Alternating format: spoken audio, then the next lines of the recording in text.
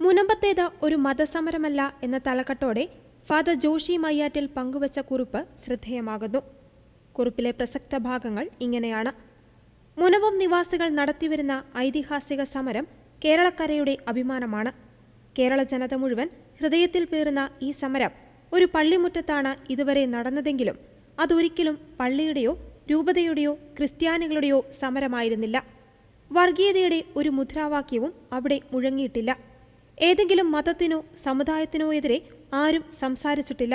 മറിച്ച് അവിടെ താമസിക്കുന്ന എല്ലാ മതസമുദായങ്ങളിലും പെട്ട മനുഷ്യർ ഒന്നിച്ചാണ് കൈകോർത്തത്.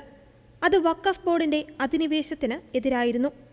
610 കുടുംബങ്ങളുടെ കിടപ്പാടം നഷ്ടപ്പെടുന്ന വിഷയത്തിൽ അതിൽ ഭൂരിപക്ഷം വരുന്ന ലത്തീൻ കത്തോലിക്കരുടെ സഭാ നേതൃത്വം പ്രത്യേക താൽപ്പര്യമെടുത്തു എന്നത് വാസ്തവമാണെങ്കിലും എല്ലാവരുടെയും സമരം എന്ന കാര്യത്തിൽ ആർക്കും ഒരു തർക്കവും ഉണ്ടായിരുന്നില്ല. സമ്പൂർണ്ണ റവന്യൂ അവകാശങ്ങൾ പുനഃസ്ഥാപിക്കപ്പെടുക എന്നതായിരുന്നു സമരത്തിന്റെ ഏക ലക്ഷ്യം. അത് പള്ളിമുറ്റത്തെ സമരപ്പന്തലിൽ വെണ്ടക്ക അക്ഷരത്തിൽ എഴുതിയും വെച്ചിരുന്നു.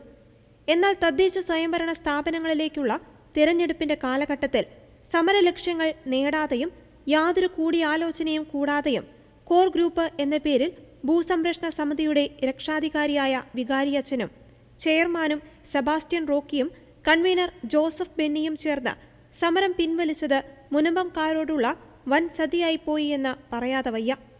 പൊതുയോഗം വിളിച്ച് തീരുമാനിക്കണം എന്ന കോർ ഗ്രൂപ്പ് അംഗവും SNDP മുനമ്പം ശാഖയുടെ പ്രസിഡന്റുമായ ശ്രീ മുരുകന്റെ അഭിപ്രായം പോലും മുഖവിലക്കെടുക്കാതെ സ്റ്റിയറിംഗ് കമ്മിറ്റിയോട് പോലും ആലോചിക്കാതെ മതനിരപേക്ഷമായ ഒരു സമരത്തെ മതപരമാക്കി ചുരുക്കിയ ആ ഏർപ്പാട് എന്തിനു വേണ്ടിയായിരുന്നു? കരമടയ്ക്കുവാനുള്ള അനുവാദം കോടതിയുടെ ഇടക്കാല ഉത്തരവിലൂടെ കിട്ടിയ പാടെ അത്തരമൊരു നിലപാടിലേക്ക് മേൽപ്പറഞ്ഞവർ എത്തിയത് പോക്കുവരവിന് പ്രത്യേക ഹെൽപ്പ് ഡെസ്ക് ഇടും എന്ന മന്ത്രിയുടെ വാഗ്ദാനം വിശ്വസിച്ചാണെന്ന് മാധ്യമങ്ങൾക്ക് പത്രക്കുറിപ്പും അവർ നൽകി. ആ വാഗ്ദാനത്തിന്റെ പ്രസക്തി എന്തെന്നത് സുപ്രധാനമായ ചോദ്യമാണ്. പോക്കുവരവ് നടത്താത്ത സ്ഥലം പള്ളിക്കുണ്ടോ? മുനമ്പത്ത് എത്ര വീട്ടുകാരാണ് പോക്കുവരവ് നടത്താത്തത്? അതിൽ ക്രൈസ്തവ കുടുംബങ്ങൾ എത്ര? അക്രൈസ്തവ കുടുംബങ്ങൾ എത്ര? കോടതി വിധികളുടെ അന്തിമ വിധികൾക്ക് വിധേയം എന്ന റിമാർക്കോടെ മുനമ്പംകാർക്ക് റവന്യൂ സർട്ടിഫിക്കറ്റുകൾ നൽകിക്കൊള്ളാൻ ഒരു കത്തിലൂടെ ജില്ലാ കളക്ടർ വില്ലേജ് ഓഫീസറെ അറിയിച്ചതാണ് അതിനെ തുടർന്നുണ്ടായ മറ്റൊരു തമാശ. കോടതി അലക്ഷ്യവും തെരഞ്ഞെടുപ്പ് ചട്ടലംഘനവും ആകാവുന്ന ഒന്നായതിനാലാണ് അത് അനൌദ്യോഗികം ആക്കിയത് എന്ന് വ്യക്തം. അത്തരമൊരു സർട്ടിഫിക്കറ്റ് കൊണ്ട് തങ്ങൾക്ക് എന്ത് പ്രയോജനം എന്ന നാട്ടുകാരുടെ ചോദ്യത്തിന് മുന്നിൽ ആർക്കും ചുരുക്കി പറഞ്ഞാൽ ഉത്തരമില്ല.